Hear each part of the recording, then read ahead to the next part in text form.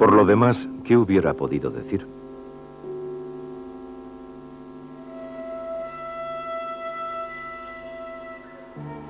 La costa occidental de Lanzarote se desarrollaba con uniformidad, desplegando unas rocas agrestes que desde las Azores comenzaban a resultar ya un poco monótonas. En primer término, un elevado promontorio, el macizo de Famara. Después, la costa, más baja, se cubre de cenizas volcánicas que forman un verdadero ejército de conos negros para llegar por fin a la playa quemada, cuyo nombre indica ya con bastante claridad que nada tiene de fértil. Por doquier la desolación. Por todas partes rocas áridas y tristes. Ninguna ciudad algo importante sobre aquella costa occidental que animan tan solo rocas y miserables aldeas cuyos oscuros nombres puede muy bien ignorar el Cicerone mejor informado. Insulsa, árida, esa tierra salvaje no es en efecto visitada más que en la época de la recolección de una planta tintoria que constituye una de las riquezas de este archipiélago.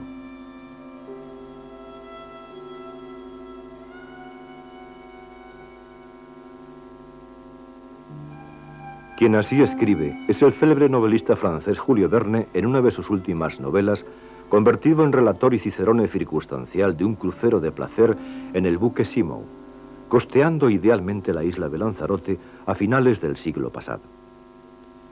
Las imágenes punzantes de desolación e indiferencia no son relativas a la propia vida de Verne, escaso viajero como se sabe, sino sacadas de una guía turística alemana. A poco que se observen nos dan esa visión que de las islas suelen tener los europeos. Visión poco halagüeña que por entonces se encargarán de desmentir un puñado de antropólogos franceses, ellos sí, desplazados a conocer objetivamente la realidad canaria.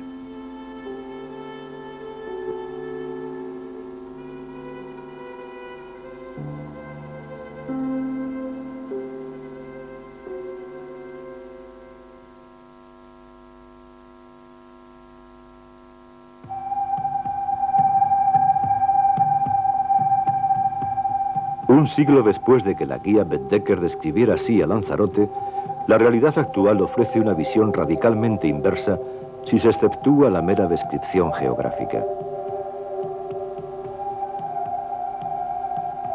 Es fácil contrastar aquellos prejuicios con la afluencia continua de europeos en busca de la sencillez elemental y el interés que suscita en quienes quedan para siempre prendados de su magia.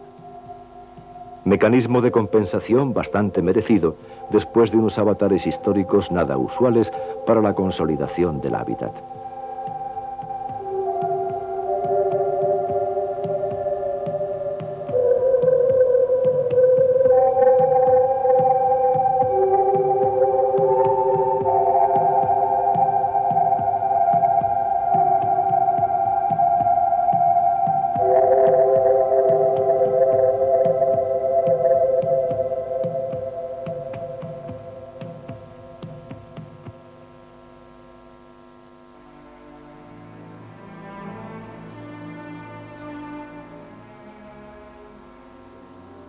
Pues la más oriental de las Islas Canarias es, después de los islotes, la primera que aparece en las derivas de procedencia norte.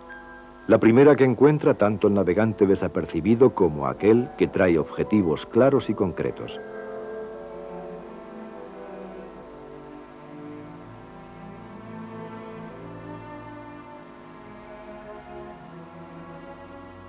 En ese sentido, fue Lanzarote la más torturada desde los inicios de su historia, por racias esclavistas que mermaron notoriamente su población. Además están las dificultades achacables a la propia climatología del territorio. Sequías prolongadas, hambrunas que forzaban a la población a inmigrar a otras islas y la sorpresiva explosión volcánica en cadena que sume buena parte de la isla en un campo de lava y ceniza.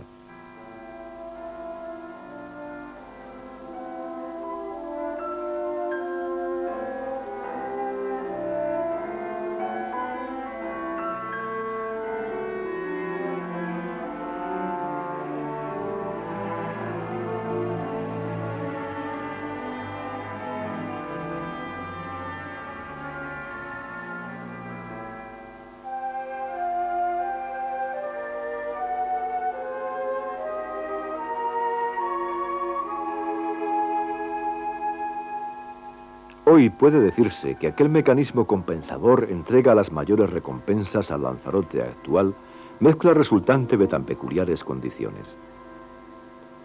De ellas procede ese emblemático equilibrio que goza la isla entre una rústica tradición y la modernidad punta, su celebridad estética en el ancho mundo de la oferta industrial, su auténtico carisma de isla ideal para el descanso de los afortunados, una de las atribuciones más sostenidas del archipiélago en la idealidad clásica y una de las más renegadas en tiempos de exigencia crítica.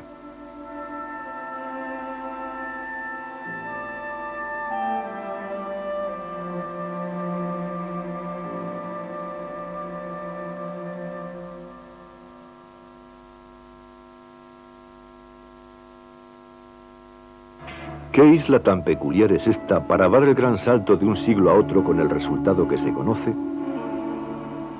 Una más entre las Canarias si atendemos a su carácter geológico, aunque en este aspecto guarde un evidente paralelismo con la vecina Fuerteventura. Isla Llana, la menos montañosa del archipiélago, cuenta con su mayor elevación en las Peñas del Chache, con 670 metros en la banda del noroeste. La plataforma marina sobre la que se asienta esta superficie emergida de 836 kilómetros cuadrados es la misma sobre la que afloran los islotes que la rodean por el norte, principalmente la Graciosa.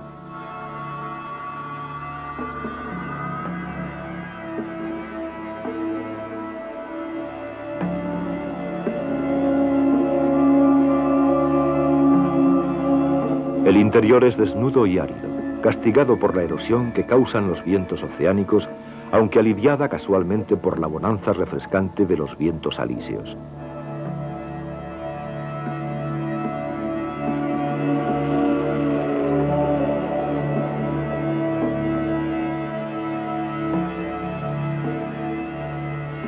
Paisaje que es el que vieron los siglos mientras sobre él tenía lugar la adaptación agrícola, floral y faunística que aportaron sus colonizadores definitivos.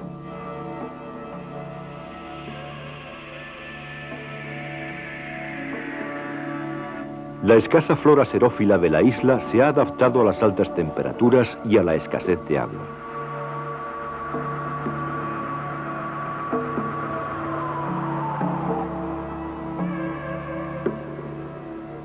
De esta adaptación han tomado nota los agricultores en sus métodos de acondicionamiento de la tierra labrantía.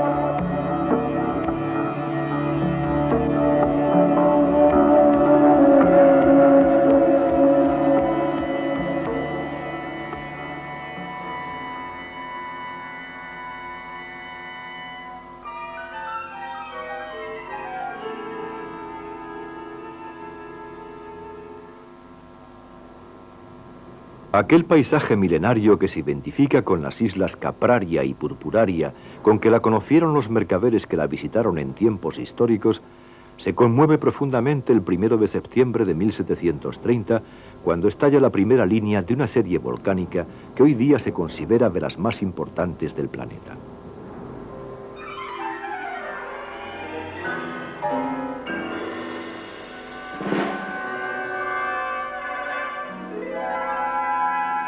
Valiosísimo resulta el testimonio del cura de Yaiza de esa época, don Andrés Lorenzo Curbelo.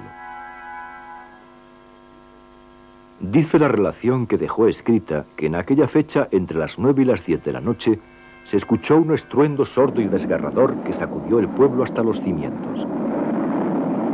La tierra se abría en profundas grietas de las que se levantaban columnas de fuego de varios cientos de metros, un denso y acre humo de azufre, cenizas que nublaban el cielo, mientras cruzaban los campos terroríficas lenguas de lava que lo iban quemando todo.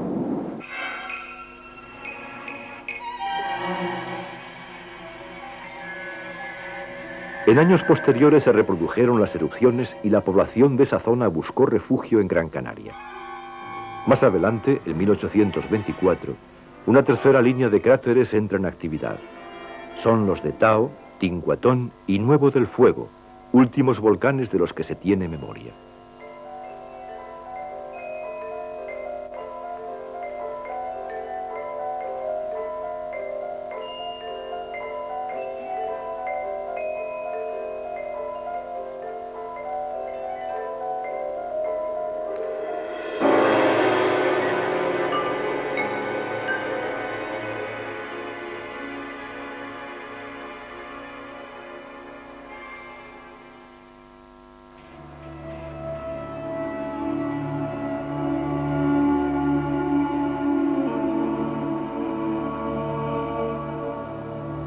El vulcanismo, en tan amplio alcance territorial, significa para Lanzarote una decisiva transformación de parte del paisaje existente, pues el hábitat queda trastornado.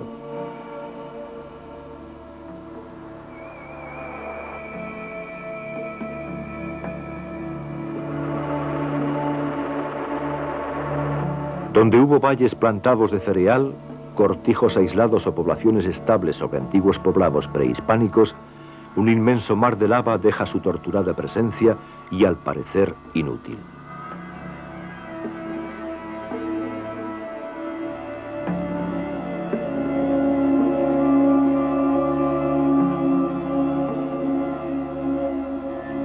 Sucede entonces otra cadena de adaptaciones agrícolas y biológicas de nuevo cuño que convierten el lugar en un laboratorio vivo del conocimiento geomórfico y biológico.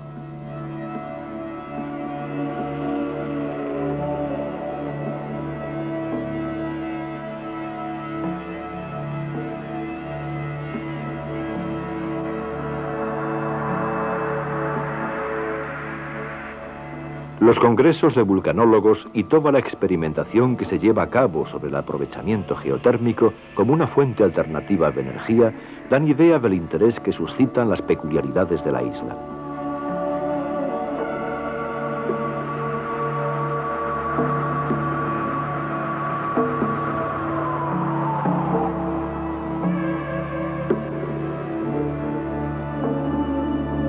¿Quiénes habitaron primeramente este suelo? La crónica viva de los lanzaroteños de 1402, escrita por los curas Le Verrier y Boutier, llegados con la expedición franco-normanda de Bethencourt y Gadifer, habla así.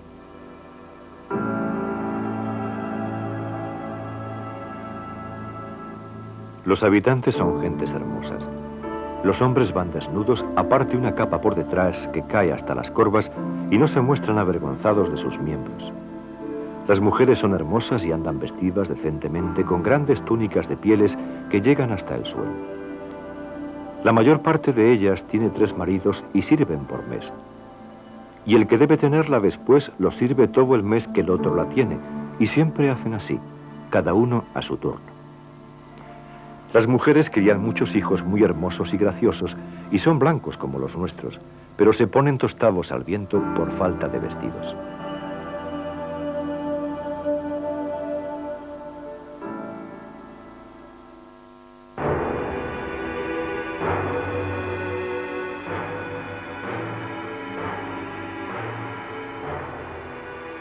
Los primeros intentos de conquista y colonización, con una significativa depredación poblacional, vinieron con esta expedición de extranjeros que se habían establecido entre la Punta Pechiguera y las playas de Papagayo, obteniendo permiso de los naturales para levantar un fortín en dicha playa.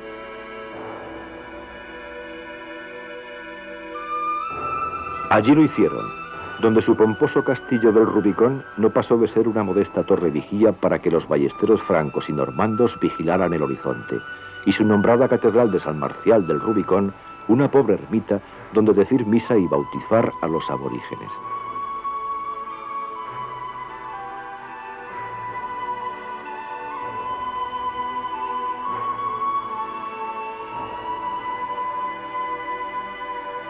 Se sabe bien cómo se estableció la saga de los Bethencourt en Lanzarote y Fuerteventura, revirtiendo sus derechos de conquista a la corona de Castilla.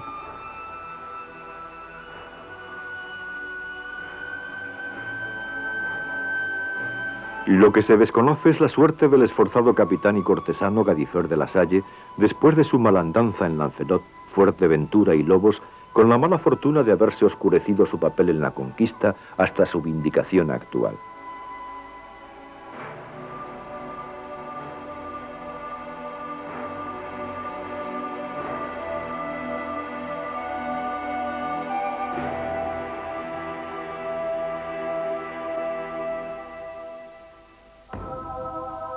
Poco a poco se impuso la estrategia de asimilación y conquista misional que mediante la fe y la superioridad de las armas usaban los castellanos.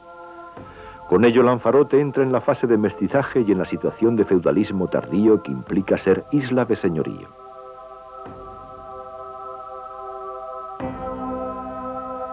El mestizamiento empieza desde los estratos más altos, pues no por casualidad los condes de Lanzarote, señores de la isla, descenderán de una princesa indígena llamada Teguise, hija de Guadafrá y nieta o bisnieta del gran Zonzamas. Su nombre origina el de la primera capital insular, la más encantadora y conservada población colonial de la isla.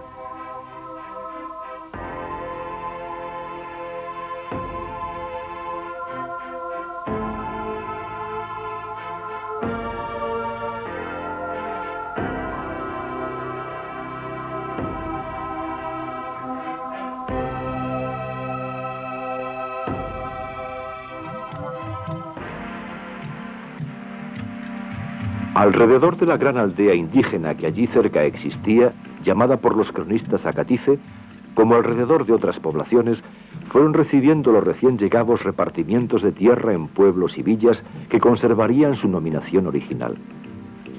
En estos puntos empiezan a desarrollarse las labores agrícolas y pastoriles que conforman la geografía humana más genuina de la isla, continuada hasta el presente.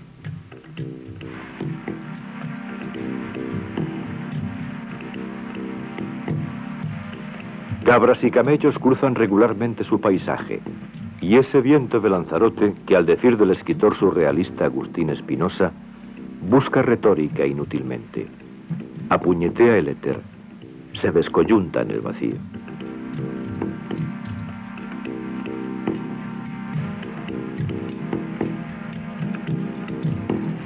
Y el campo cultivado, donde el esfuerzo de los campesinos cría cebollas, lentejas, papas, batatas, melones, en un original sistema venarenado en el que la capa final de ceniza volcánica resguarda la humedad de la tierra y filtra las benéficas relentadas invernales del alisio.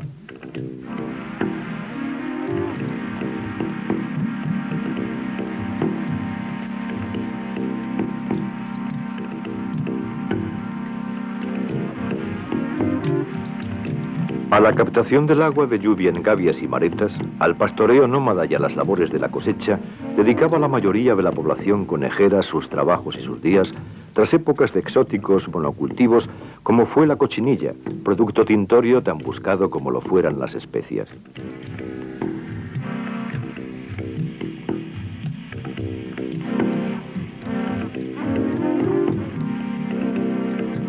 Sobre la condición campesina, sus maneras de mesa y el orgullo de la parquedad lanzaroteña, hay unas observaciones de George Glass, viajero inglés de mediados del siglo XVIII, que tienen gran interés como muestra de la resistencia y conformidad de los pobladores.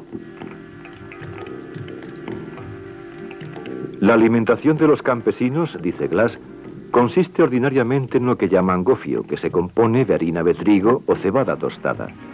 Mezclan esa harina con un poco de agua haciendo una masa y así la comen. Esta sencilla dieta no exige cucharas, ni cuchillos, ni tenedores. A veces, sin embargo, aportan un refinamiento a esta comida mojando cada puñado en miel o melaza. En invierno, cuando la hierba está mejor, disponen de abundante y rica leche, en la que mojan el gofio, comiéndolo así, usando conchas en vez de cucharas. Para un hombre hambriento es esta una comida excelente. En cuanto al pan, es raramente comido excepto por la gente rica. Hay algunas personas en estas islas que no saben qué gusto tiene. Los campesinos valoran mucho su dieta de gofio y se enorgullecen de ello y desprecian a los de las otras islas que comen pan. Se comprende que bajo estas condiciones carenciales de vida, la ley fuera emigrar, aunque ello no pasara por ser un gesto de hidalguía.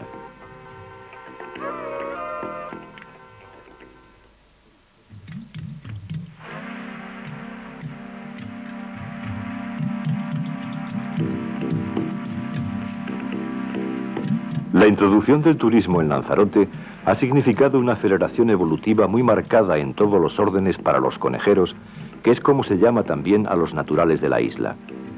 Ello se debe a la situación de doble aislamiento que tenía la misma a causa de sus escasas comunicaciones, sufriendo una condición de isla menor o periférica, y también por la falta de una estructura relacional con Europa en lo comercial y económico.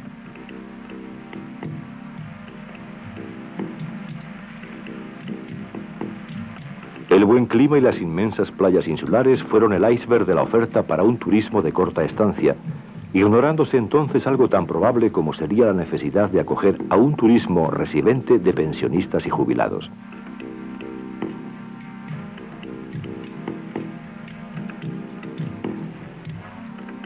Hoy está probado que el turismo residencial puede desequilibrar las previsiones y que por otro lado la situación climática queda aminorada por el cambio que en esta materia afecta también a las islas.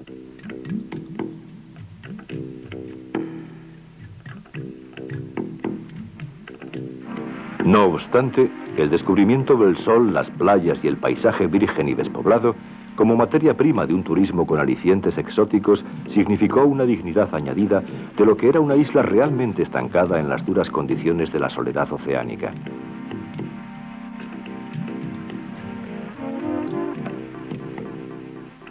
En ese sentido, Lanzarote parece ser un laboratorio donde en principio se actuó correctamente en los ingredientes, aunque con una incorrección progresiva en las proporciones a emplear. Se trataba tan solo de conservar al máximo ese aire rústico y provinciano de la isla pobre, hasta lograr que entre el urbanismo de las zonas turísticas y el hábitat campesino hubiese las mínimas diferencias, al menos en lo tocante a su aspecto externo. Se consigue así una realidad industrial que ha cambiado la vida económica sin cambiar básicamente la sociocultural, mediante una depuración estilística y un acondicionamiento equilibrado de su espacio vital.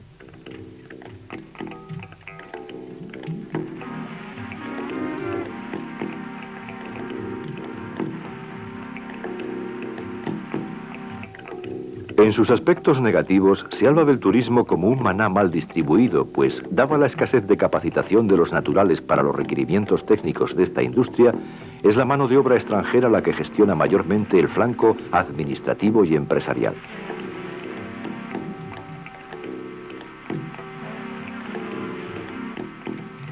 Un punto de imprevisibles consecuencias culturales sería ese desajuste poblacional que se pronostica, cuando dentro de unos años haya en Lanzarote mayor número de europeos residentes que de lanzaroteños nativos. Pues es fundamentalmente del turismo de lo que vive la población de Lanzarote.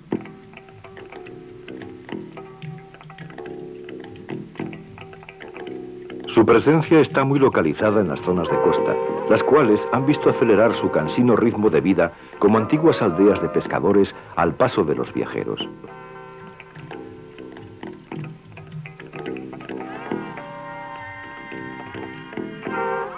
Vuelo charter, overbooking, timesharing. La jerga de la industria preferente extiende su vuelo y se hace parte de ese nuevo modelo de colonización blanda a la que se acomoda la vida de los conejeros en el último cuarto del siglo transcurrido.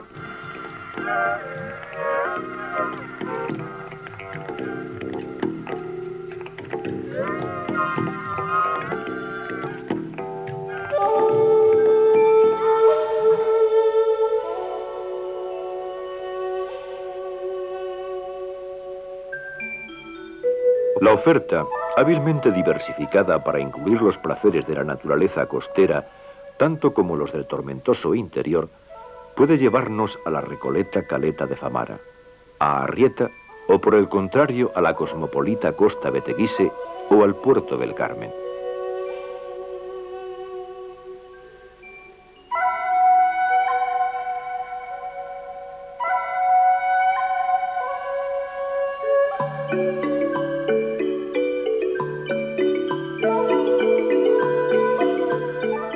Puede llevarnos a auténticas maravillas de la naturaleza floral ya sea esta el encaje natural en negro de la Jeria o el sofisticado jardín de cactus de Guatiza.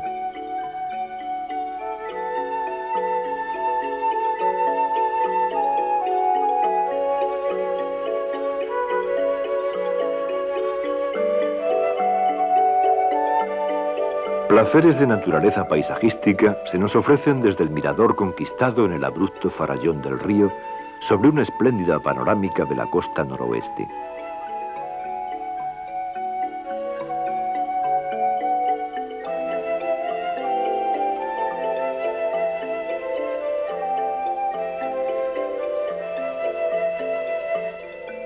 Los atractivos incluyen, como es lógico, el submundo de las galerías volcánicas y la alegre excursión no exenta de sagrado temor a lomos de camello por la montaña de fuego, rito que ningún turista que se precie dejará de cumplir en obligado peaje a la oferta de exotismo.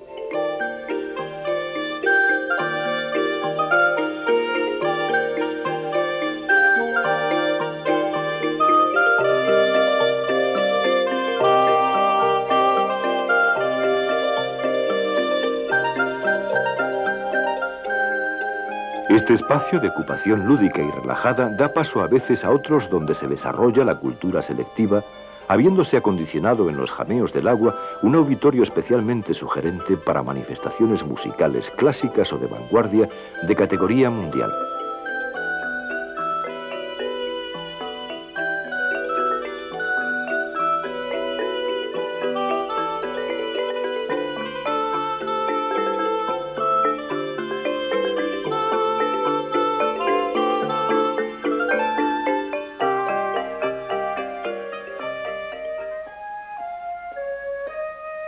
Al contraste que se adjudica a las Islas Canarias entre sí, habría que añadir que nuestra hermosa Lanzarote no deja de ofrecer también contrastes problemáticos.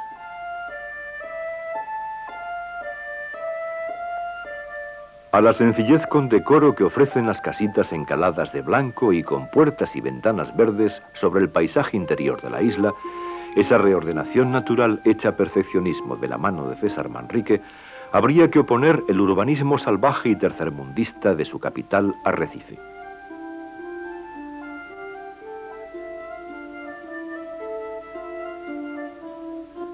Es esta una pequeña ciudad dinámica y activa de 30.000 habitantes que no ha dejado del todo su encanto de antaño cuando fuera una humilde aldea de pescadores.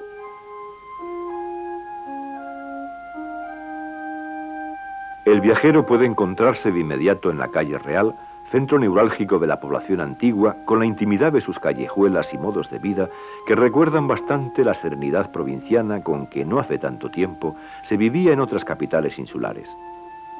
Esta arteria vital, convertida por el empuje demográfico y económico del turismo en zona comercial y bancaria, guardaba hasta hace poco el encanto de su presencia colonial intacta.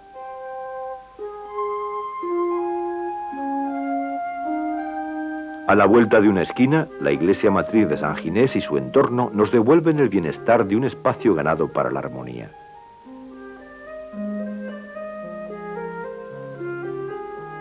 La estructura actual data del siglo XVIII, aunque parece que ésta se asentaba en una ermita que levantaron monjes y misioneros durante la conquista castellana.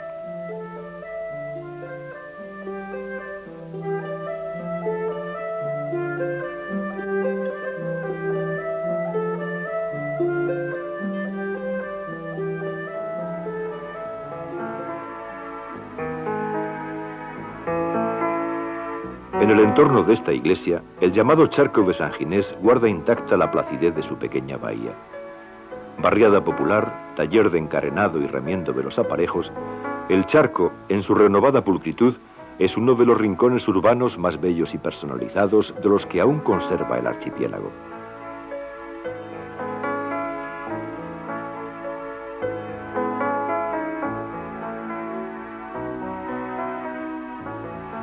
Vale la pena sentarse en la orilla junto a las barcas para descubrir íntegramente el sabor local en la claridad de sus mañanas y seguir acaso el flujo y reflujo del agua de las mareas bajo el puente que cruza su único acceso con el Atlántico.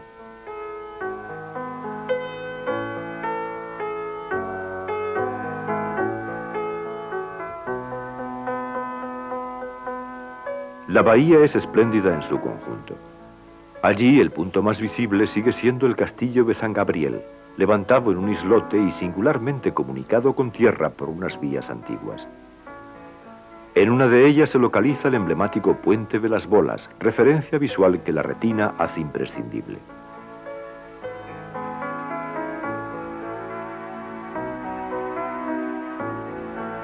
Construido a finales del siglo XVI, reinando Felipe II, sería asaltado y quemado poco después por el corsario Morato Arráez, con una resistencia empecinada por parte de sus defensores. De las mujeres se cuenta que prefirieron quitarse la vida antes que acabar esclavas de un serrallo berberisco, que tal había sido el destino histórico de tantos insulares raptados por los invasores como el más expeditivo botín. Acabando ese mismo siglo será el arquitecto italiano Leonardo Torriani que levante los planos de la reconstrucción del castillo, al que se añadiría en el siglo XVIII un puente levadizo.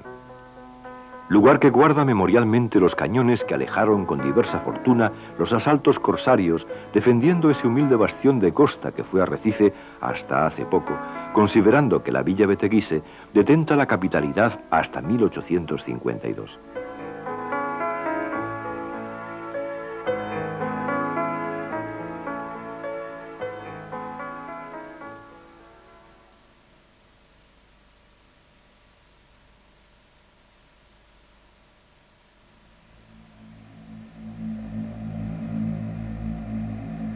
En este castillo de San Gabriel, la colección reunida en un museo arqueológico da una débil idea de la cultura material de la población primitiva, los majos de la leyenda, pues se acepta haberlos encontrado en yacimientos de fe probada.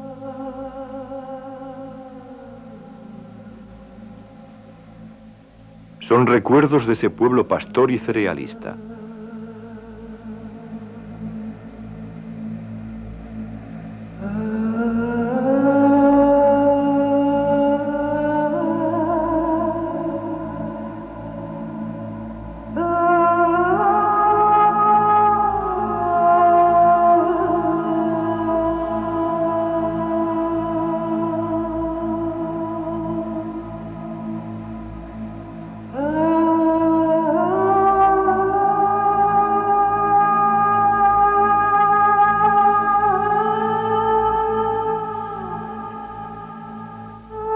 Allí están las piezas mayores de la figuración neolítica localizada en la isla. Estas figurillas humanas o zoomórficas fueron sus signos tutelares.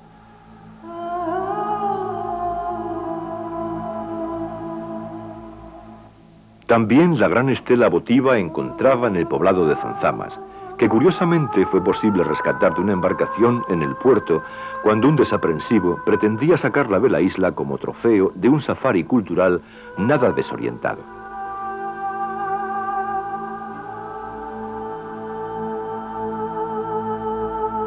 En su rígido dibujo circular no hay duda de que se trata de un objeto cultural de simbología solar y carácter femenino, pues es el sol el gran dador de vida para la población de Titirogaca, como denominaban los antiguos a este territorio. Lo que venía a significar la colina roja, acaso por algún cono volcánico arcaico que se convirtió en emblema referencial.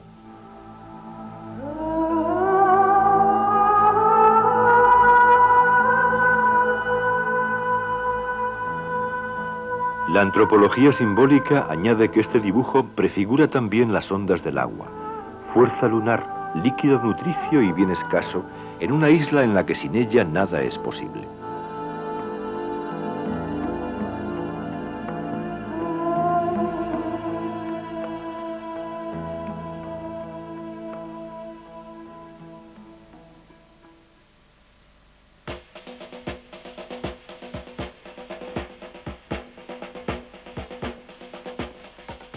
También comparece ese animal toténico del mismo poblado de Zonzamas, esa cabra o cerdo o animal indeterminado que apenas se adivina en rústica semejanza dado el excesivo esquematismo de la pieza.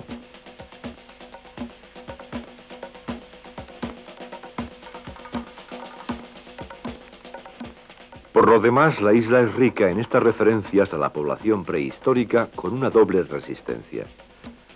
Por una parte, debieron resistir a la dureza del territorio, inhóspito y ventoso.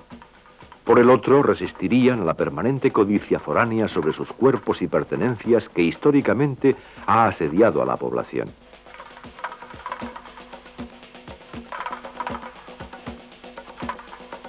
Cuentan las crónicas que incluso 2 hijos del rey Zonzamas fueron capturados como esclavos por una expedición arribada a finales del siglo XIV y vendidos en tierra firme.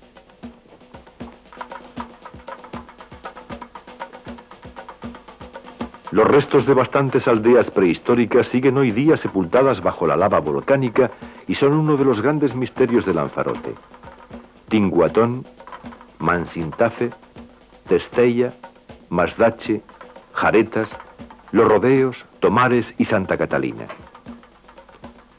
Sus sonoros nombres, así como su silencio infraterrenal, circulan aún por nuestra mente mientras avanzamos por el paisaje sureño. Tampoco es imposible que escuchemos los ahogados ayes de las 3 sirvientas de la princesa Ico que dieron la vida por el triunfo final de su señora en sacrificio vicario.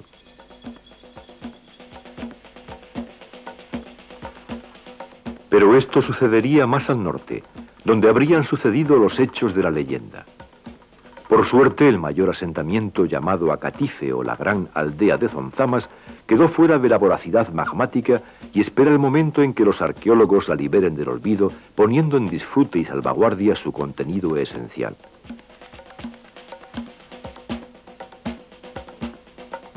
Aquí, en estas cuevas de los pastores notables que formaban el concejo comunal, vivía el núcleo fundamental de la antigua raza alrededor de una gran mareta recientemente identificada. Es en estas casas hondas donde cabe deducir la situación real de la leyenda cumbre de Lanzarote, el mito fundamental de su historia simbólica, la leyenda de Ico, de la que nos habla el clérigo cronista del siglo XVII, Abreu Galindo. Según esta leyenda, cuyas coordenadas documentales se diluyen entre la realidad histórica y el mito, esta mujer es encerrada en una casa honda donde se ha hecho una hoguera y el humo es asfixiante de necesidad. Pero gracias a la estratagema de una esponja empapada en agua, saldrá indemne, demostrando ser hija de Zonzamas, cuando en realidad lo era de un capitán vizcaíno que años atrás fue acogido y hospedado por la pareja dirigente. El apaño imaginado, de clara intención simbólica, venía así a resolver no sabemos qué conflicto dinástico o crisis vital.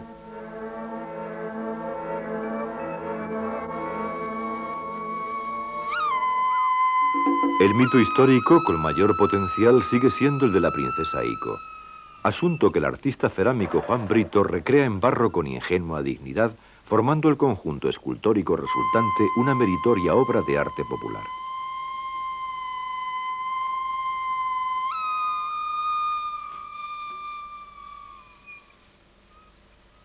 Brito es, por otra parte, el gran continuador de una tradición ceramista muy localizada en el Mojón, aunque sea doña Dorotea de Armas, la alfarera de Muñique, la actual madre nutricia en formas y tecnología tradicionales.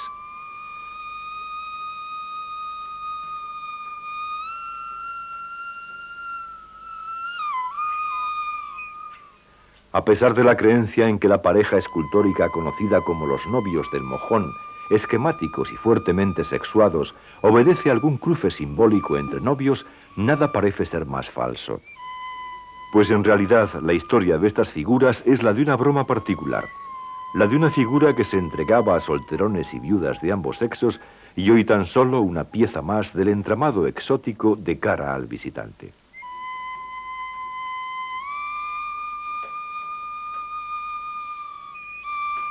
De alguna campesina se cuenta aún haber recibido con este objeto tal afrenta en público que se trancó en la casa toda la vida y solo la sacaron muerta.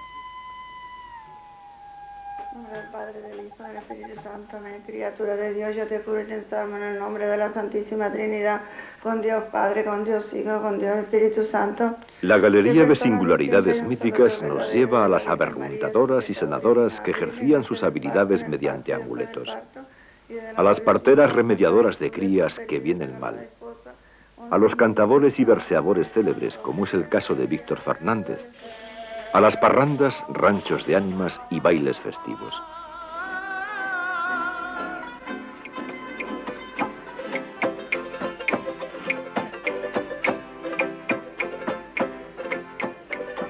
La saga de los luchadores famosos como el Pollo de Uga tiene la fuerza de los arcanos mayores de la isla, siendo la lucha canaria el deporte que más interés concita en la población local.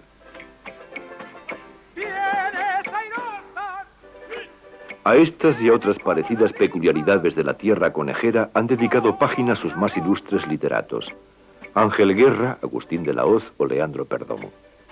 A sus páginas se vuelve siempre que se desee recrearse en la esencia memorial de los trabajos y los días transcurridos en esta isla.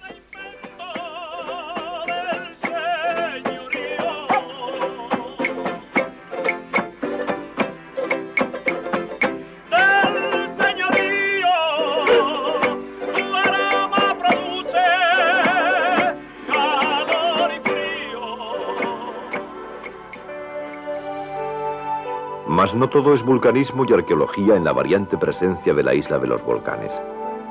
Pues Lanzarote aún conserva rincones encantadores cuyo atractivo reside, si no tanto en la virginidad del territorio, si al menos en la natural dedicación que le han dado los habitantes, siguiendo el ritmo de sus soluciones tradicionales.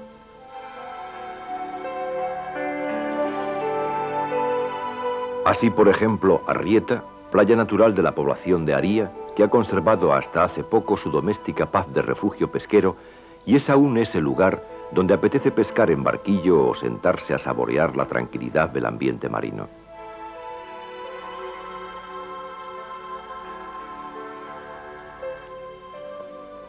Lugares como este están lejos del aire estandarizado que un nuevo modelo de urbanismo turístico termina por imponer, homologando las zonas costeras. No sabemos por cuánto tiempo todavía ese lugar y otros semejantes podrán disfrutar de este relativo aislamiento, pues se dijera que el destino natural de toda la costa parecería ir en la dirección de su aprovechamiento industrial.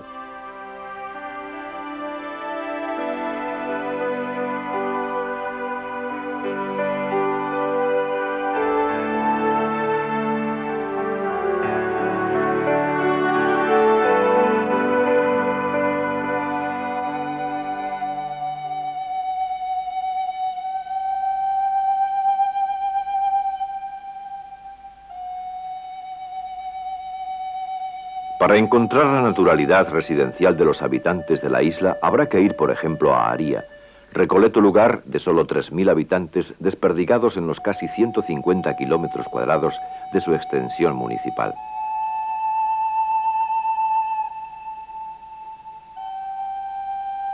Costeando la cadena montañosa del noroeste que lo separa del mar, llegamos al reputado Valle de las Mil Palmeras.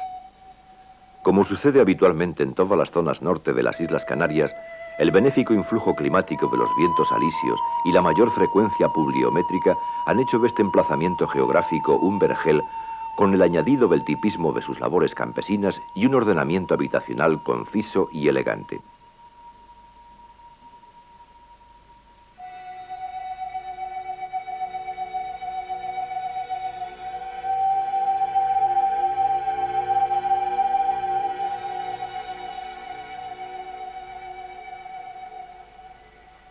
Pobre idea dan estas 1000 palmeras del eslogan de aquel otro inmenso bosque que existió antaño en el lugar, muy mermado a través de los siglos por los incendios que causaron ataques piráticos sufridos a lo largo de toda la costa.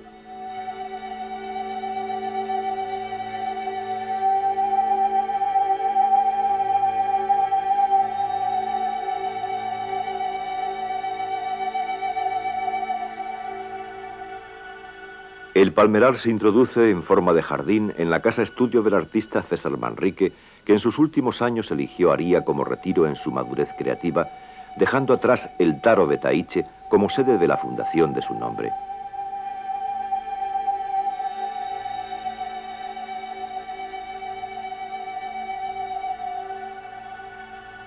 Allí las continuas visitas de turistas y curiosos de la maravilla y un rédito relacional al que le obligaba su amplia fama apenas lo dejaban concentrarse en su actividad primera, la pintura.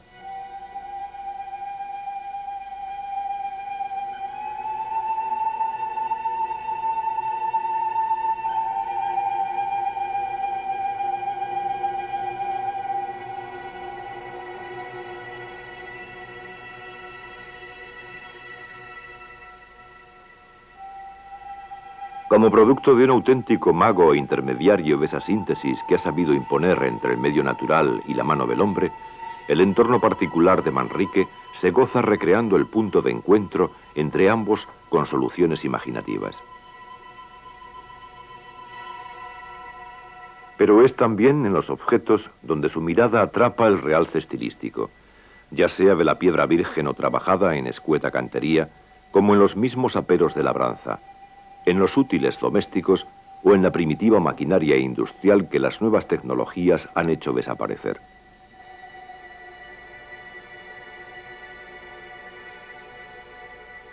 En tal sentido, el trabajo de Manrique sobre el paisaje y la vivienda campesina parece una alianza muy lograda entre la memoria valorativa del pasado y la interpretación selectiva de un artista moderno que se adelanta a la estética de su tiempo.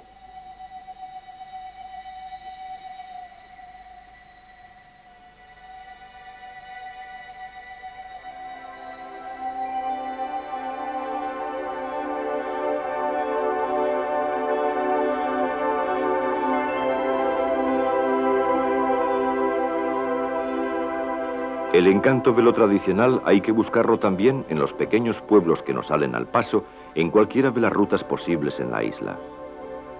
Mala, Guatiza, Mácher, Uga, Femés, Tiagua, Tinajo o Soo, lugares todos ellos donde el tiempo se ha detenido en el pausado mantenimiento de las costumbres pueblerinas paralelas al confort material de los nuevos tiempos.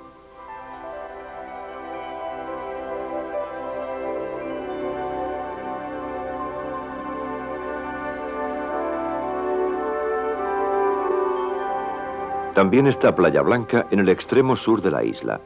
A pesar de haber perdido bastante su reciente aspecto de aldea de pescadores, convertida de pocos años para acá en una reserva para guiris, según se diría coloquialmente entre lo descriptivo y lo mordaz.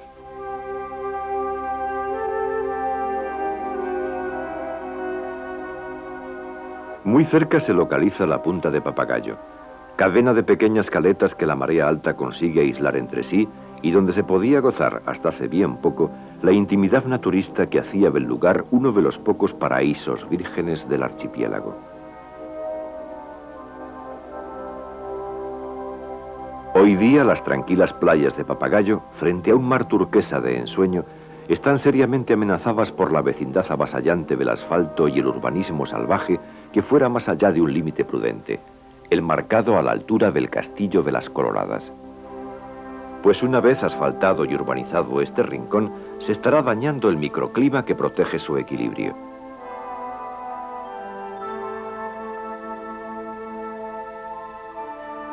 Muy cerca de este lugar se han localizado las célebres playas colgadas, una singularidad geomórfica que deja al descubierto tierra adentro un allanamiento marino, atestiguando que hasta allí llegaba la playa, lugar que fue invadido por el volcán de Femés en la tercera serie volcánica.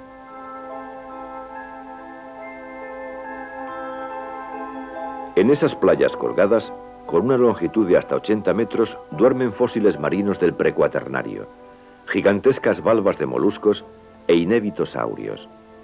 Manos humanas con pretensión de lucro no podrán arrogarse el derecho de romper y sepultar tal rareza natural sin la condena del mundo civilizado y del colectivo científico.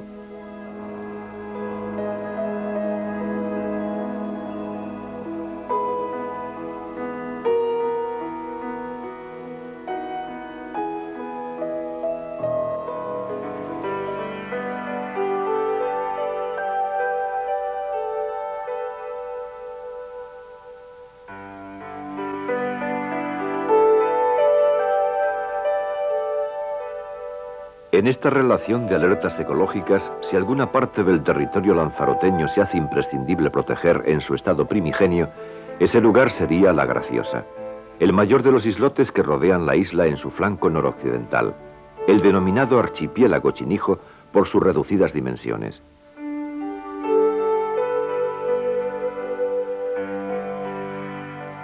Sensiblemente mayor que los de Alegranza y Montaña Clara, La Graciosa aparece con sus erosionadas colinas que atestiguan idéntico origen volcánico, aunque más remoto que el de las series eruptivas históricas. Algo más de 500 habitantes presenta su único punto poblacional, la caleta Belcebo.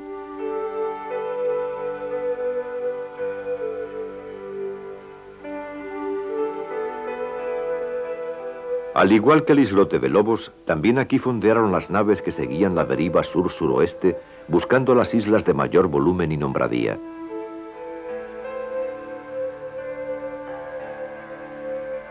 Aquí estuvo la nave fletada por Jean de Betancourt y Gadifer de la Salle, también las llamadas Tajamar y Morella, estas últimas de corsarios castellanos, deseosos de esclavizar a los naturales atrapados por los franceses.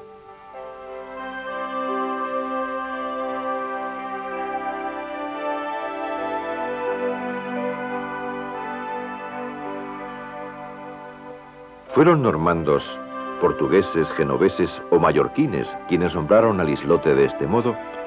No queda muy claro, pues la nominación primitiva se remonta a mediados del siglo XIV.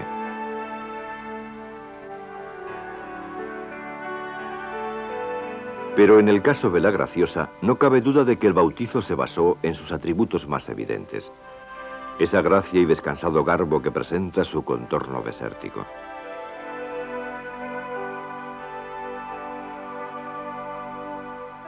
Las pesquerías y un bien administrado régimen de visitas en barca desde el puertito de Órzola, a través de un brazo de mar llamado el Río, conectan el islote con la civilización, si ese término significan asfalto, automoción, ruidos y polución.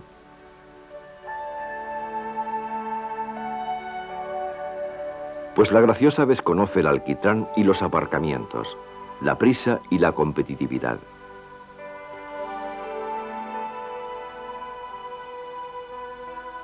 No se pide más frente a una dinámica de especulación urbanística que pudiera arruinar su encanto. Mientras las playas gracioseras gocen la ventajosa propiedad de seguir inéditas para la pisada industrial, habrá alguna esperanza.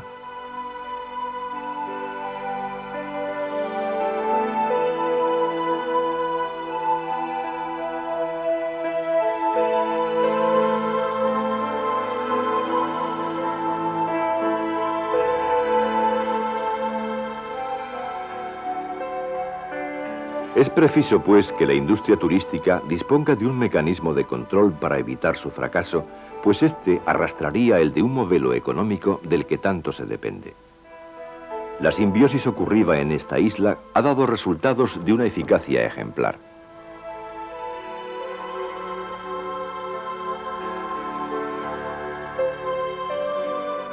Que Lanzarote pueda guardar su carisma de isla de la armonía, del descanso y la disponibilidad comunicativa y relacional es lo más deseable, siguiendo esa lección de tolerancia, respeto y dignidad que fue el punto de partida. Hay isla para todos si se opera en las mejores condiciones.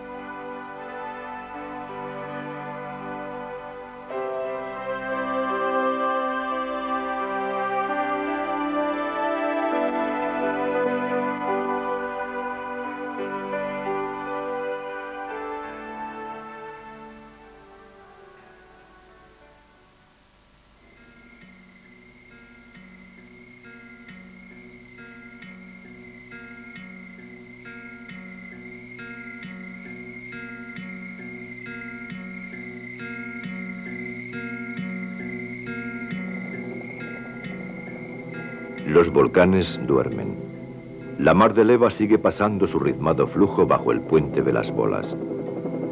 Zonzamas, Ico, Lanceloto, Gadifer, Víctor Fernández, el pollo de Uga. Sobre la actual Lanzarote planean sus espíritus tutelares.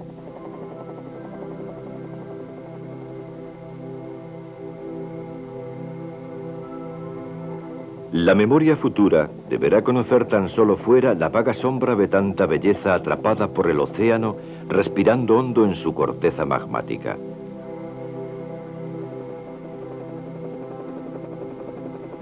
En la primera isla que los navegantes columbran, en su deriva sur-sureste, tan pronto quedan atrás las columnas de Hércules y se entra en los dominios de los atlantes, guardianes de la eterna bienaventuranza. Mito de origen de aquellos majos de la leyenda, cuya mirada sigue alerta y relajada en la pupila del lanzaroteño contemporáneo.